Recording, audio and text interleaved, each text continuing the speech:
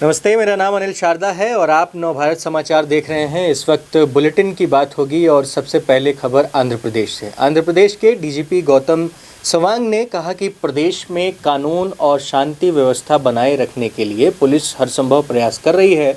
Police को किसी जाति समुदाय से कोई मतभेद नहीं होता है। पुलिस ने हमेशा लोगों की सुरक्षा को लेकर ही कार्य किया है।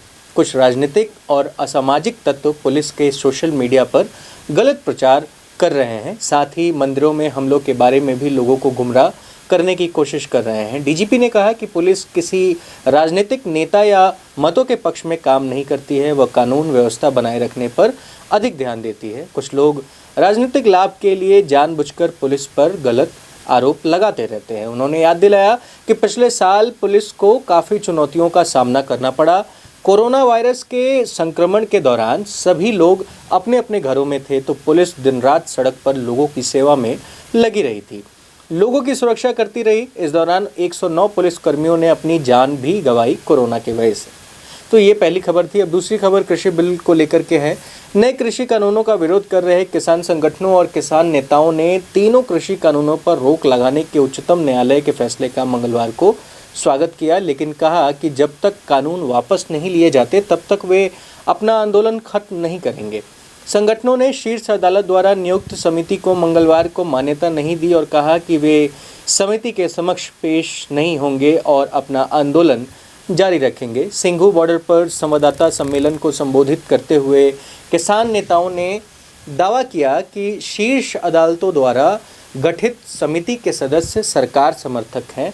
उच्चतम न्यायालय ने मंगलवार को अगले आदेश विवादास्पद कृषि कानूनों को लागू करने पर रोक लगा दी और केंद्र तथा दिल्ली की सीमाओं पर कानून को लेकर आंदोलनरत किसान संगठनों के बीच जारी गतिरोध को समाप्त करने के लिए 4 सदस्यीय समिति का गठन किया। इससे पहले सुप्रीम कोर्ट ने 3 कृषि कानूनों को लेकर किसानों के विरोध प्रदर्शन से निपटने के तरीके पर सोमवार को केंद्र को आड़े हाथों लिया था और कहा कि किसानों के साथ उनकी बातचीत के तरीके वह बहुत निराश है। मंगलवार को कोर्ट के आदेश के बाद किसान नेता बलबीर सिंह राजेवाल ने एक संवाददाता सम्मेलन में कहा कि उच्चतम न्यायालय की तरफ से गठित समिति के सदस्य विश्वसनीय नहीं हैं, क्योंकि वे लिखते हैं कि कृषि कानून किसानों के हित में है। हम अपना आंदोलन जारी रखेंगे। किसान नेता ने कहा कि संगठनों ने कभी मांग नहीं की उच्चतम न्यायालय कानून पर जारी गतिरोध को समाप्त करने के लिए समिति का गठन करें और आरोप लगाया कि इसके पीछे केंद्र सरकार का हाथ है। उन्होंने कहा कि हम सिद्धांत तौर पर समिति के खिलाफ हैं। प्रदर्शन से ध्यान भटकाने के लिए यह सरकार का तरीका है। किसान नेताओं ने कहा कि उच्चतम न्यायालय स्वतः संज्ञान लेकर कृषि कानूनों को वापस ले सकता है। एक अन्य किसान नेता दर्शन सिंह ने कहा कि वे किसी समिति के समक्ष पेश नहीं होंगे। उन्होंने कहा कि संसद को मुद्दे पर चर्चा करनी चाहिए और इसका समाधान करना चाहिए। उन्होंने कहा कि हम कोई बाहरी समिति नहीं चाहते हैं। बहरहाल किसान नेताओं ने कहा कि वे 15 जनवरी को सरकार के साथ होने वाली बैठक में शामिल होंगे।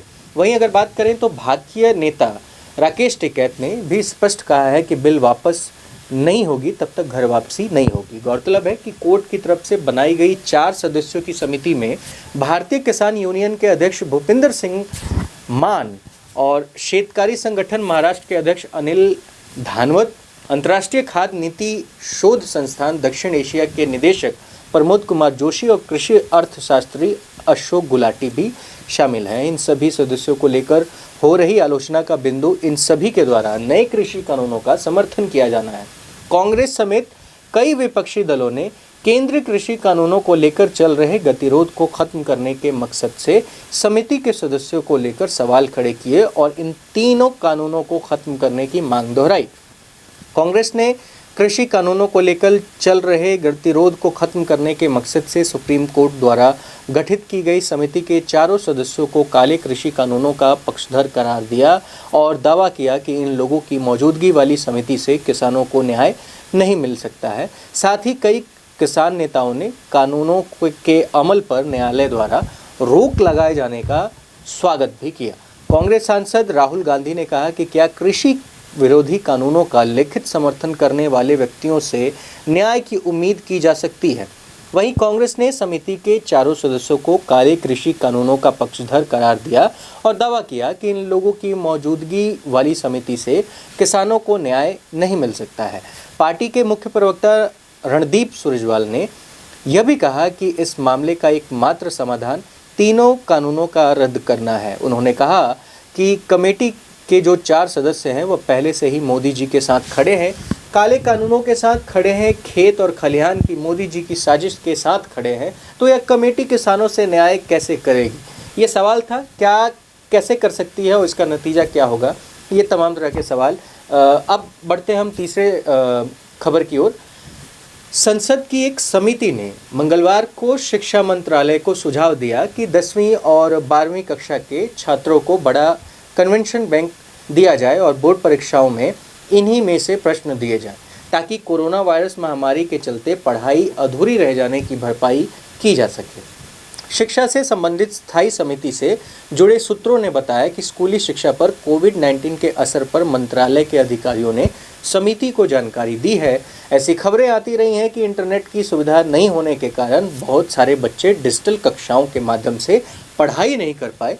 सूत्रों के मुताबिक समिति के सदस्यों ने गरीब परिवार के बच्चों के लिए ऑनलाइन कक्षाओं की व्यवहारिकता पर भी सवाल खड़े किए हैं। समिति के अध्यक्ष और भाजपा सांसद विनय सहस्त्रबुद्धे ने कहा कि मंत्रालय को विज्ञापनों और अन्य माध्यमों से दूरदर्शन एवं आकाशवाणी द्वारा विभिन्न विषयों की पढ़ाई का प्रसारण किए जाने का प्रचार प्रसार करना चाहिए था। सूत्रों ने बताया कि भाजपा सांसद ने दूरदर्शन और आकाशवाणी को इंटरनेट सुविधा के मुकाबले ज़्यादा किफ़ायती करार दिया और कहा कि इन दोनों माध्यमों की देश में व्यापक पहुंच है। उल्लेखनीय है कि शिक्षा मंत्री रमेश पोखरियाल निशंक ने पिछले दिनों घोषणा की थी कि 10वीं और 12वीं कक्षाओं की बोर्ड परीक्षा इस बार 5 मई से 21 जून के बीच होनी चाहिए। तो ये रही तीसरी खबर। अब हम चौथी खबर की ओर बढ़ते हैं। व्हाट्सएप को लेकर के चौथी खबर है हमारी। फेसबुक की स्वामित्व वाली मैसेजिंग सेवा व्हाट्सएप की प्राइवेसी पॉलिसी को लेकर काफ़ी विवाद हो रहा है। मंगलवार को व्हाट्सएप ने इस बारे में सफाई देते हुए कहा कि पॉलिसी में हालिया बदलाव से दोस्तों या परिवार के साथ किए गए आपके मैसेज की निजता या गोपनीयता पर किसी तरह का कोई असर नहीं पड़ेगा। व्हाट्सएप ने आज सुबह एक बार फिर कई बड़े अखबारों के पहले पन्ने पर विज्ञापन भी दिया, जिसका शीर्षक है व्हाट्सएप आपकी निजता का सम्मान और सुरक्षा करता है। वहीं दूसरी ओर सोशल मीडिया यूजर्स इन विज्ञापनों को लेकर व्हाट्सएप पर निशाना साध रहे हैं, ट्वीट कर रहे हैं और ट्विटर पर कई यूजर्स ने अखबारों के पहले पन्ने की तस्वीर लेकर व्हाट्सएप पर निशाना साधा है। यूजर्स व्हाट्सएप द्वारा सफाई देने के लिए अखबारों पर विज्ञापन देने को लेकर तंज कस रहे हैं। एक यूजर ने लिखा है कि डिजिटल प्लेटफॉर्म व्हाट्सएप को प्राइवेसी पॉलिसी के संबंध में स्पष्टीकरण देने के लिए प्रिंट मीडिया का सहारा लेना पड़ रहा है। पेटीएम के फाउंडर विजय शेखर शर्मा ने भी इस विज्ञापनों पर व्हाट्सएप पर निशाना साधते हुए इसे कंपनी का दोहरा रवैया करार दिया। उन्होंने भारत और यूरोप में कंपनी के मापदंडों को लेकर व्हाट्सएप पर तंज कसा है। सोशल मीडिया पर व्हाट्सएप की प्राइवेसी पॉलिसी को लेकर काफ़ी मीम भी वायरल हो रहे हैं। वहीं दूसरी ओर इस विवाद के चलते काफ़ी संख्या में लोगों ने व्हाट्सएप को अनइंस्टॉल भी किया है। लोग मैसेजिंग ऐप टेलीग्राम व सिग्नल डाउनलोड कर रहे हैं। बताते चले कि व्हाट्सएप ने अपने विज्ञापन में साफ किया है कि नई पॉलिसी से यूजर्स के मैसेज की निजता या गोपनीयता पर कोई प्रभाव नहीं पड़ेगा। व्हाट्सएप की ओर से कहा गया है कि आपकी निजता का सम्मान हमारे डीएनए में कूट कूट कर भरा हुआ है। अब देखना है कि ये ऐसा डीएनए कहाँ से व्हाट्सएप और फेसबुक लेके आती है। फिलहाल हम अगली खबर की ओर बढ़ते हैं। ये खबर विदेश से है।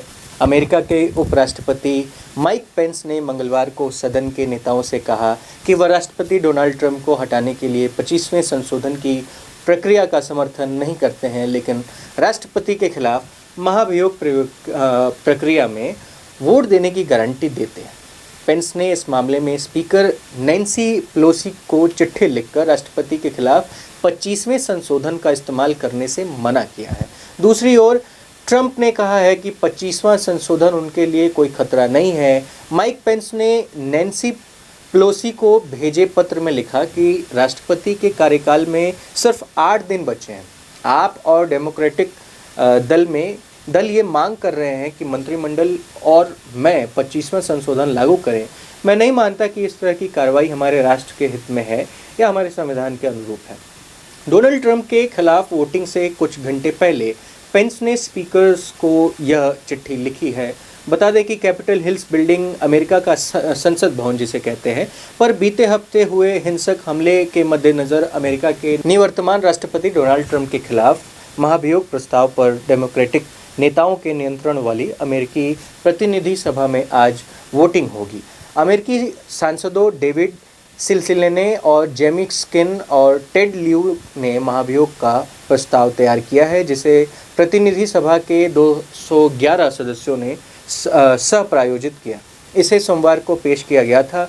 सदन में बहुमत के नेता स्टेनी होयर ने सोमवार को अपने पार्टी सहकर्मियों के साथ कॉन्फ्रेंस कॉल के दौरान जानकारी दी कि ट्रंप के खिलाफ महाभियोग को लेकर मतदान बुधवार को होगा। इस महाभियोग प्रस्ताव में निवर्तमान राष्ट्रपति पर अपने कृत्यों के जरिए 6 जनवरी को राजद्रोह के खिलाफ उकसाने का आरोप लगाया गया है। इस घटना में एक पुलिस अधिकारी समेत 5 लोगों की मौत हो गई थी।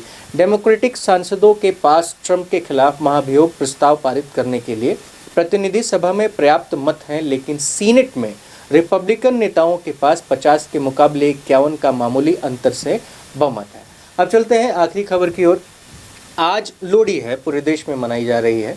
खासकर पंजाबियों के लिए इसका बहुत मान होता है, लेकिन पंजाब के किसानों ने मना कर दिया है कि वो इस बार लोहड़ी नहीं मनाएंगे। दिल्ली की सीमा पर तीनों नए कृषि कानूनों की वापसी की मांग पर आंदोलन कर रहे किसानों ने साफ कह दिया है कि वे लोहड़ी नहीं मनाएंगे, बल्कि लोहड़ी के दिन तीनों कृषि कानूनों की कॉपियां जलाएंगे।